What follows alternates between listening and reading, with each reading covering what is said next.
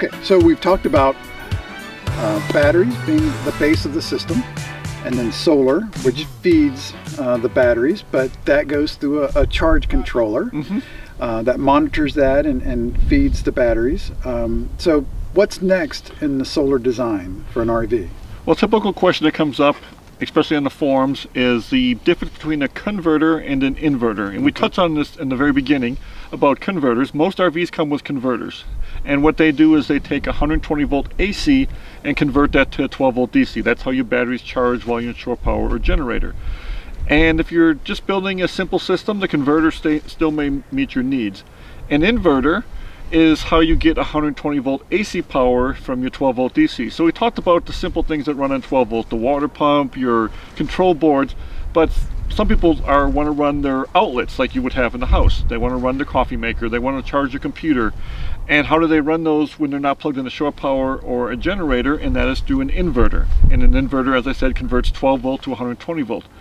There are different types of inverters. There's a basic inverter that all it does is invert the power, and then there's inverter chargers, and those kind of take the place of the converter, and now you have an inverter and a charger all in one unit. And there's different types of those.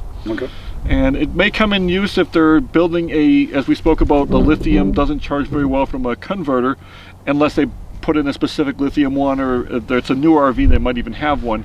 Then normally it's an inverter charger, so they can charge their lithium batteries properly from that. And this would be a way to charge while they're on their generator, while they're on their shore power, those type of things. Okay, that sounds good. So, and I think I understand most of that. So let's talk about a typical RV, and what if you want all of your plugs within your RV to work while you're boondocking? How does that work? So that's a great question. So the first thing that needs to happen is it needs to be an inverter with a built-in transfer switch. And what that means is that you're going to be taking your shore power and sending it through the inverter, and it's going to be wired into the AC side of the system. So that when you say shore power, are you talking about being plugged into a pedestal at a campground, or what is shore power? Yeah, shore power would be some source of power, either from a plug-in at a pedestal, or it could be even your generator power. They're kind of both considered, shore power in that way. Gotcha. They're coming in. The transfer switch won't know the difference. Okay. So it recognizes that there's power coming in from some sort of outside source. And what it does is, if there's power coming in, it'll do what's called a transfer, and it'll just transfer the power over to the plugs, and it wouldn't be any different if you were, plugged in. The big difference comes in when you disconnect from that shore power. Now the inverter sees there's no shore power coming in, and it's able to go, I need to take power from the batteries now to plug in to power these devices. There are limitations to what you can run on your batteries. That's one of the things in the very beginning where I set expectations for what can you run. And you mentioned about, AC comes up frequently, and that's a really big item to run off batteries. It is possible, but it is a very big item. A more simple inverter would be one with just plugs built into it, and you might find this in a van or a smaller teardrop trailer where their needs are a little bit more minimal, and they just want a simple inverter, and they may just have a couple plugs and they just plug into that inverter to run stuff. So there's a really big difference between getting into a basic inverter or going into an inverter charger with a transfer switch built in. Okay, all right. And I've noticed on our rig, so we have a Class A, and when we are connected to a pedestal or we're running the generator, all the plugs work inside the RV. When we disconnect from a pedestal and we are boondocking, then only one half of the RV's outlets work. So that's what you're talking about. The inverter has recognized that we don't have an outside source of energy, whether it's the generator or a pedestal, so it's now going to the batteries and saying, give me power, and that's only affecting one part of our RV. So in your case, you have a 50 amp RV, correct? Correct. So you have two legs of 120 volt shore power, so your inverter is only inverting one side of that shore power, one leg of the 120 volt instead of the two legs. And there are inverters out there that will do both legs at the same time. They're kind of new on the market, and they're getting more. There's Magnum, Go Power, and Victron now all make one that do that. That's definitely a big plus for 50 amp RVs. If you have a 30 amp RV, your life is a little more simple because you only have a single leg of shore power, and most inverters can handle that single leg, and everything can be on shore power. But on a 50 amp RV, you do have to make sure that you get an inverter charger with dual pass-through, or you end up maybe with dual inverters, or there's a few other tricks you can pull to get all the outlets on the inverter. Okay.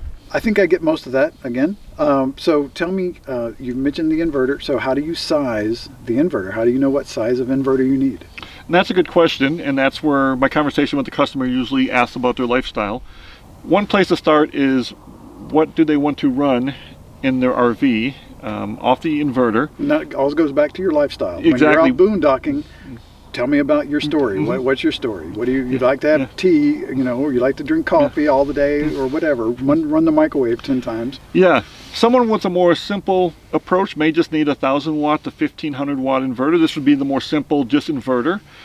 Someone that wants to run more of the plugs in the RV, they may probably be up in the 2,000 to 3,000 watt range, and that's the typical size of an inverter charger, is in that 2,000 to 3,000 range. They do go up even larger to 5,000 and 10,000. Those are pretty large. A good explanation I like to explain to people is how many watts their RV makes on a pedestal, because people talk about it in amps, but it's really confusing because there's actually a really big difference between a 30 amp RV and a 50 amp RV.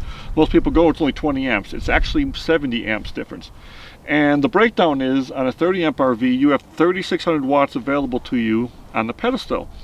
On a 50 amp RV, you have 12,000 watts. It's almost 4 times the power. So someone that's building a large system for a 50 amp RV, they definitely need to understand that they might be pretty limited if they only do a 3,000 watt inverter. That's really one big draw item at a time. If they want to run more, then they might have to run multiple inverters. On a small 30 amp RV, a 3,000 watt inverter is almost giving you as much power you normally would have. You're limited most of the time to one big draw item anyways, and so that's kind of a good approach I get to people. Okay. And on those bigger rigs, how often do you see people having multiple converters, or inverters rather? It can definitely happen. I myself have 2 inverters on my rig in parallel. And the reason for that is, if we have one large item running, like the microwave, and then you start up another large item, it's not going to trip the inverter because the second one kicks in automatically. The other thing we spoke about earlier was the dual hot legs coming in, and people might put an inverter on each hot leg. Again, that's becoming a little less necessary with these dual pass-through inverters, but it definitely can.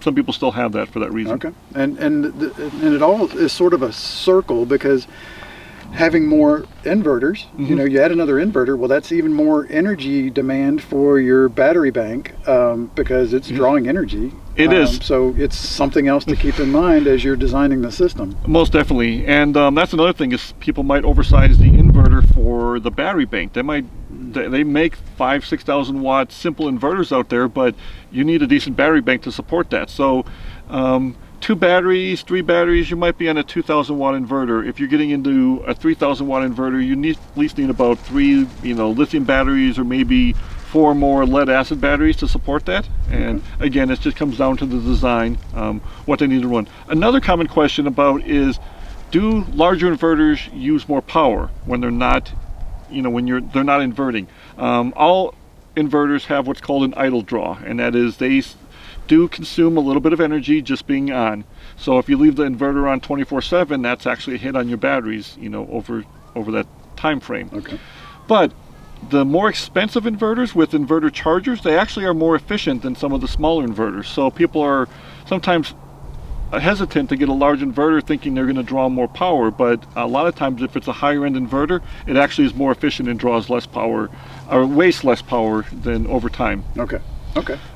And I saw on my particular inverter that there's some sort of function that almost seems like a sleep mode's not the right term, but it's looking for a particular size draw before it really wakes up the inverter. Is that an accurate way to say it? It is, and it is actually called sleep on some or standby on others. Okay. And it sends a little pulse of electric out there for something to pick up on. You might find it's annoying if like the microwave on it, because you might hear your microwave beep and it's not enough to draw to click it on, but if it's just like the clock, you'll hear the clock beep. I don't see a lot of people use that. A lot of time people just have their inverter on or they have it off. Okay. And it depends on the system. Some people like to leave their inverters on 24/7 because they want to have power whenever they plug something in, and other people with smaller systems, if they need to save power, they'll turn their inverter off. Because anything plugged in is drawing a little bit of power. Even your TV being off is consuming a little bit of power. So anything plugged in. Yeah. So That's one of the things we've gotten into the habit of doing is unplugging everything whenever we're not, actually charging a laptop or the TVs or whatever. We're unplugging them all because there is a tiny amount of draw, and it all adds up if you got 10 things plugged in. It certainly does. It's off topic a little bit, but they do make these smart Wi-Fi plugs if you're kind of more on the geek side, and you can shut them off and stuff, which is kind of nice without having to physically unplug them. So yeah, it is nice. So correct me if I'm wrong. If you turn your inverter off, then you're essentially shutting down your coach. There's nothing that's going to be running at that point. Well, your 12 volt will still be on. You're shutting down your 120 volt, but you'll still have your water pump.